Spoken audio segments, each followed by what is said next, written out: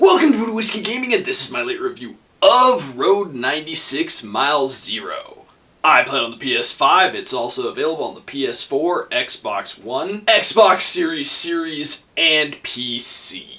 So this is the prequel to Road 96. You play as Kaito and Zoe. Zoe is a character you run into along the way in Road 96. And as a prequel, it's really more of, I guess, an origin story for Zoe and how she winds up out on the road. But Kaito and Zoe are currently living in an area called White Sands in Petria, and you can kind of see a lot of the stuff that happened in Road 96 starting here. And it's rough to get into this because there are some spoilerish elements for anyone who hasn't played Road 96, which if you're a lover of, interactive narratives like myself, you should go play. But what I will say is that overall I think the story was pretty good. Now let's get into the audio, and once again, I think the soundtrack is good. I do think it doesn't 100% work with the gameplay mechanics, and I'll get into that a bit later, but I do like the music that's there. I definitely like the original soundtrack, and I like a lot of the songs that they picked. As for the sound effects, once again, they're not exactly mind-shattering, but they are good enough. And that almost applies to the voiceover work. The voiceover work is kind of inconsistent. There's some really good deliveries, and then there are some less than mediocre deliveries. So it's a little off-putting at times. It's functional, but I wish it was better. Now, as for the gameplay mechanics and whatnot, it is once again an interactive narrative, but they tried to add a bunch of mechanics that I'm just not 100% on. For the most part, you will wander around, you will have conversations, you can make decisions in these conversations, and they will affect things going forward, or at least they claim they will. They never fully feel like they do. I mean, obviously there are some decisions you make that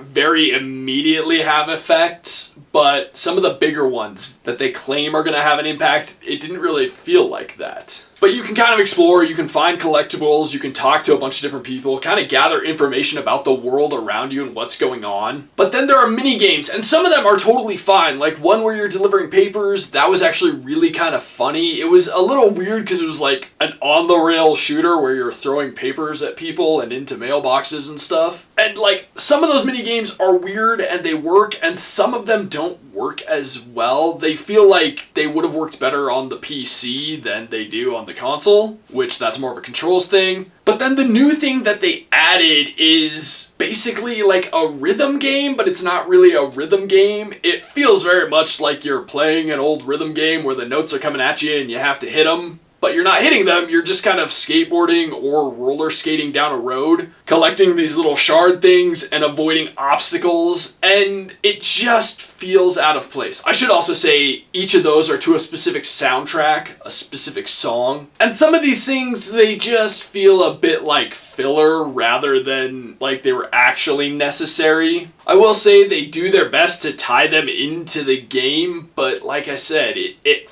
felt out of place and it felt very fillerish. As for the controls, overall they work well, the movement and the camera control, and they definitely did better with the whole picking your response in a conversation thing than they did in the previous game, which is also technically the sequel. But as I said, when playing some of the mini games, the aiming feels more like it was meant for mouse and keyboard than for a controller. It works well enough, you will get through them, but it just doesn't feel quite as good as it could. And then let's get into the graphics and visuals, which, just like the first game, it has pretty much the same art style, and I love it. Everything feels very hand-painted, kind of like it's a watercolor or a painting that's come to life. It's very bright and colorful and cartoony, and they have very unique character designs. It does look slightly better, but at the same time, they didn't go so far away from what was there, so it still has that very unique personality from the first game. It's once again bright and colorful, and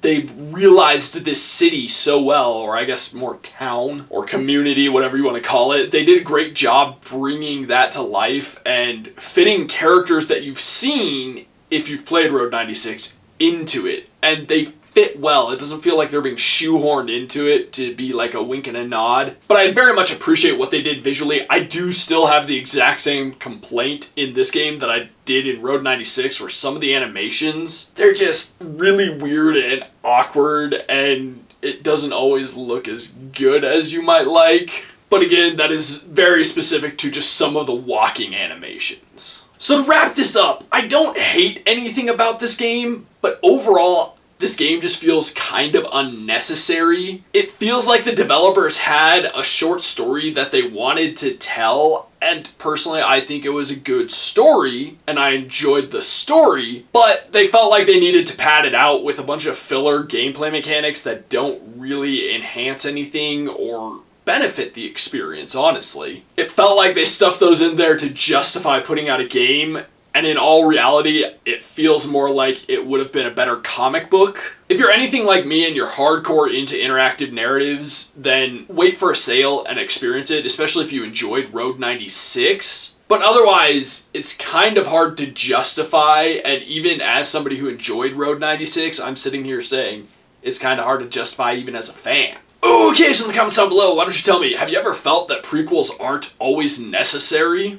And as always, thanks for watching. If you enjoyed the video, please hit that like button. And if you like what I'm doing in general, share and subscribe. Have a good one.